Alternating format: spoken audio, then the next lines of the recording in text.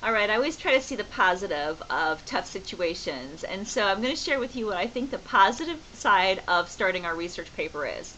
Some of you have said that the topics that we've had to write about up to this point are a little tricky because they may not be something you're interested in, or you might have trouble finding a response. And if you're not really engaged in an essay, if it's not a topic that you have a real interest in, then you might have a hard time expanding on it. Well, now you're free to choose your own topic, choose your own resources, and go wild on this paper.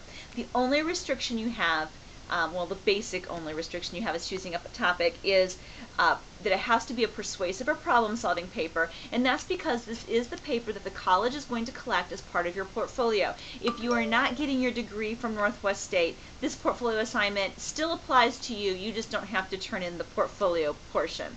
Okay, so here we go. Here's what you're doing. This week you are writing a research paper proposal, and the readings from Aaron text and Hirschberger text are all readings about writing research papers. So if you feel pretty adept at research papers, you might just want to blow through those readings pretty quickly. If you struggle with research papers, sometimes rereading, and in fact even as kind of more of a professional on the writing end of things, I tend to reread those items with the idea that I can get another idea of something that maybe just didn't stick the first time. I just was rereading a section in a writing text and got some ideas that I had never thought of in terms of research. And so maybe you'll have that kind of epiphany experience as well. We can only hope, right? Okay, so what is this research proposal? Well, there's a couple different parts, and I encourage you to turn to open those and look through them carefully, okay? And here is the research proposal. I'm going to go, I'm going to try to find it here. Okay, this is what you're turning in. Your research thesis. Basically, this is the working thesis. It's not the polished thesis. It's the argument that you're going to start with to start your research. It may grow, it may morph, it may change.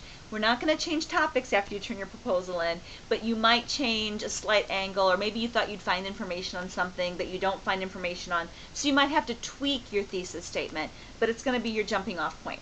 Second, you're going to turn in an outline, and I use the word outline a little bit loosely. I want some sort of writing plan here, okay? So a writing plan, and there's a couple ideas how you could break it down. Number 3, a preliminary works cited in MLA form. In other words, any source you think might be useful, I want you to put as a citation on a page, and you need to have at least 5 sources for this preliminary work cited. Because you know what's going to happen, if those 5 sources work out for you, you're going to have your works cited done before your paper is even done. It's really exciting, I think. Also, it just kind of keeps us honest and full of integrity as we're writing. What often happens with longer papers is that we fall into plagiarism not because we mean to cheat, but because we're doing a rushed job and our research becomes sloppy.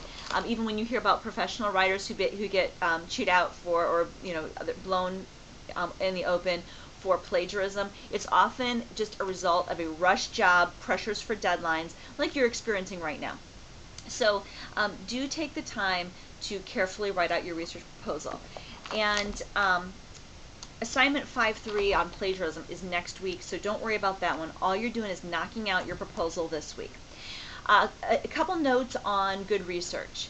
Your best sources are going to be on your InfoOhio database, and this is something the college pays a subscription fee for you to be a part of.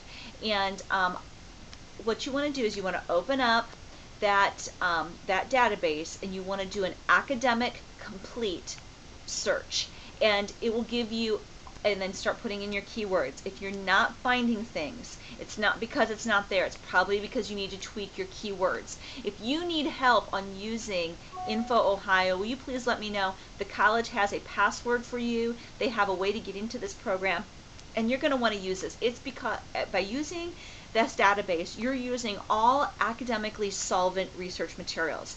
The danger you have in just doing a Google search is that you have all sorts of people can write anything, and you may not get your very best information. You know, people who are Google doctors, you know, anytime they're sick or their kids are sick, they're Googling in all the symptoms and they're finding all these like diseases that it could be.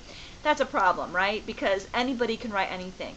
But if you go into the OhioLink, InfoOhio databases, it's going to give you publications that would be very difficult to find in your local library, and it's going to give you abstracts, like little snippets of what it's going to be about. It's going to give you the full source that you need.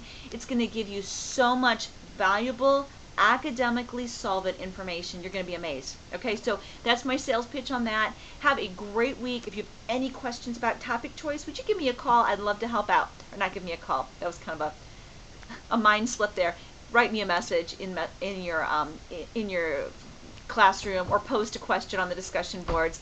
And if you want to post your topics on your student discussion board in your little student chat room, that might be kind of fun, just to float different topics around, unless you're kind of like private and want the topic all to yourself. Okay, hey, have a great week. Bye-bye.